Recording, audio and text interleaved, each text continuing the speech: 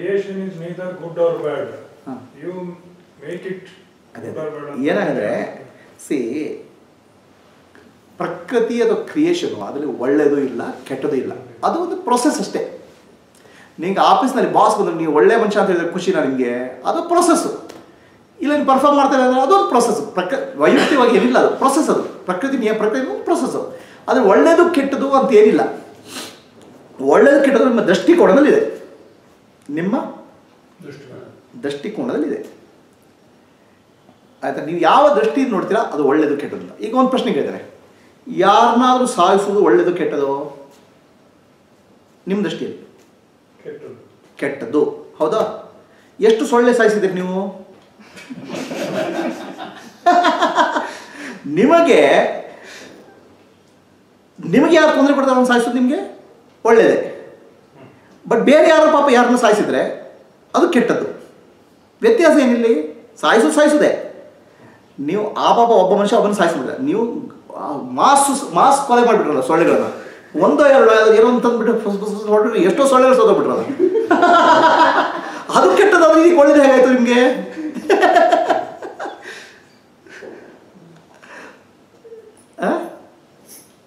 ಅಲ್ವಾ?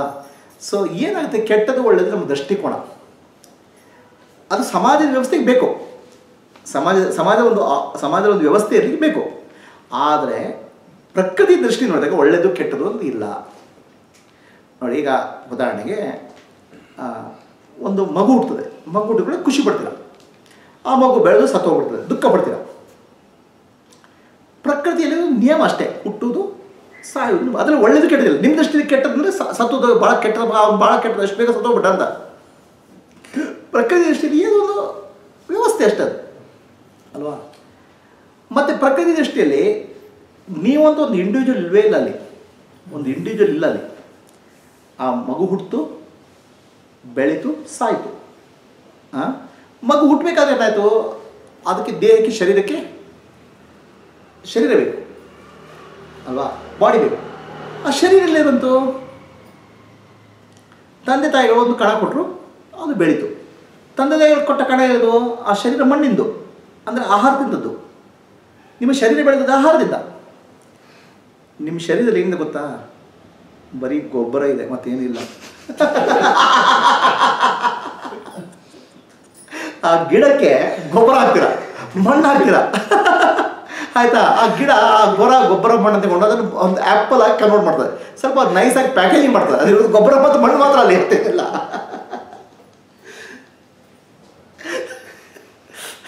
ಆ ಗೊಬ್ಬರ ಮತ್ತು ಮಣ್ಣಿನ ಸತ್ವ ಏರ್ಬಿಟ್ಟು ಅದು ಆ್ಯಪಲ್ ಆಗಿ ಕಾಣ್ತದೆ. ಇರೋದು ಮಣ್ಣೇ ಅದು.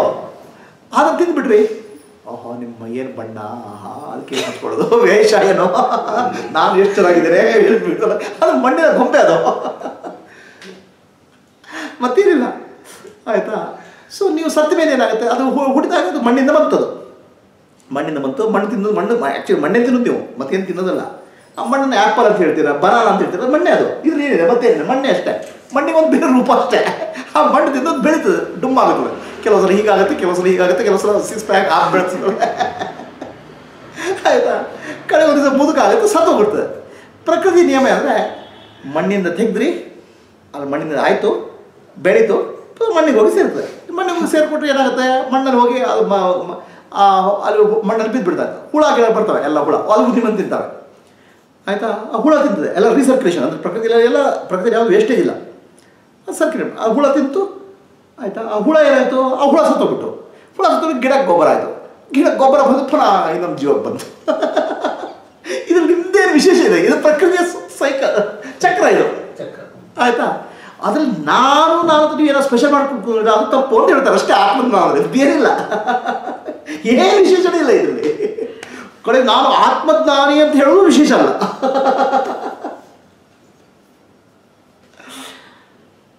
ವಿಶೇಷ ಮಣ್ಣಲ್ಲಿ ಟೇಸ್ಟ್ ಇಲ್ಲ, ಬಾಳೆಹಣ್ಣಲ್ಲಿ ಟೇಸ್ಟ್.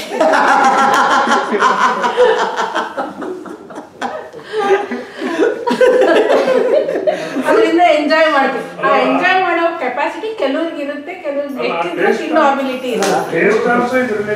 ಹೌದು. ನೀವು ಬಾಳೆಹಣ್ಣು ಇದೆಯಲ್ಲ, ನಾವು ಯಾವುದೋ ಒಂದು ಕಂಟ್ರಿಗೆ ಹೋಗಿದ್ವಿ, ಕಂಟ್ರಿ ಹೆಸರು ಬರ್ತಾಯಿಲ್ಲ. ಇಲ್ಲಿ ಇಲ್ಲಿ ಎಳ್ನೀರು ಸಿಗುತ್ತೆ ಬೆಂಗಳೂರಲ್ಲಿ, 30 ರೂಪಾಯಿ ಕೊಟ್ಟು ಎಳ್ನೀರು ಸಿಗುತ್ತೆ. ಅಲ್ಲಿ ಎಳ್ನೀರು ಆಶ್ಚರ್ಯ ಆಯಿತು, ಡಬಲ್ ಸೈಜು, ಇಷ್ಟು ದೊಡ್ಡದು ಆಯಿತಾ. ಈ ಎಳ್ನೀರು ಇಷ್ಟು ಸಣ್ಣದಿದೆ, 30 ರೂಪಾಯಿ ಕೊಡ್ತೀವಿ. ಅಲ್ಲಿ ಇಷ್ಟು ಡಬಲ್ ಸೈಜು, ಅದು ಚೀಪಾಗಿ ಸಿಗ್ತಾ ಇದೆ, ಡಬಲ್ ಸೈಜು.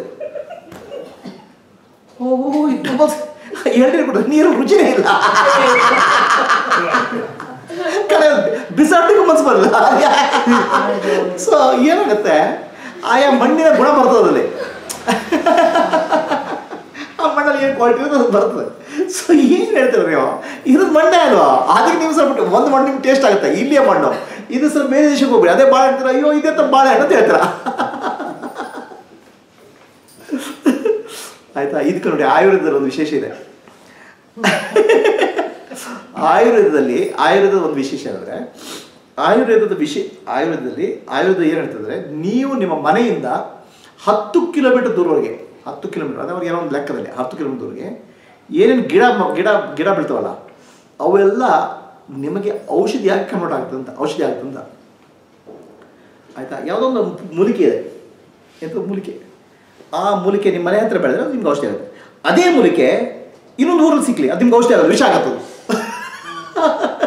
ಯಾಕಂದ್ರೆ ನೀವು ಈ ಮಣ್ಣಲ್ಲಿ ಹುಟ್ಟಿದ್ದು, ಈ ಮಣ್ಣಲ್ಲಿ ಬೆಳೀತಿದ್ದೀರ, ಈ ಮಣ್ಣಲ್ಲಿ ಬೆಳೆದ್ರೆ ಔಷಧಿ ಆಗುತ್ತೆ. ಅದೇ ಬೇರೆ ಮಣ್ಣಲ್ಲಿ ಬೆಳೆದು ಅದೇ ವಿಷ ಆಗಕ್ಕೆ ಸಾಧ್ಯ ನಿಮಗೆ. ಎಲ್ಲ ಮಣ್ಣು ರೀಪ್ಪ, ಮತ್ತೇನಿಲ್ಲ. ಈ ಮಣ್ಣಿನ ಬಗ್ಗೆ ಎಷ್ಟು ಯಾಕೆ ನಾವು ದೇಹ ಅಂತ ತಿಳ್ಕೊಳ್ತೀರ. ಆಯಿತಾ. ಇದೆಲ್ಲ ಒಂದು ನಾಟಕ, ಆ ಪ್ರಕೃತಿಯ ವ್ಯವಸ್ಥೆ. ಆ ಪ್ರಕೃತಿ ವ್ಯವಸ್ಥೆ ನೋಡ್ಕೊಂಡು ಸಂತೋಷವಾಗಿ ಚೆನ್ನಾಗಿದೆ ನಾಟಕ ಅಂತ ಹೇಳ್ಕೊಂಡು ಕಳ್ಸ್ಕೊಳ್ಳಿ. ಅದು ಇದು ನಾನೇ ನಾಟಕ, ನಾನೇ ಕುಂಬಳಕಾಯಿ, ನಾನೇ ಬಂದೆಕಾಯಿ ಅಂದರೆ ನಾಳೆ ಸಿಕ್ಕಾಕೊಂಡು ಮಾತಾಡ್ತೀನಿ ಅಷ್ಟೇ.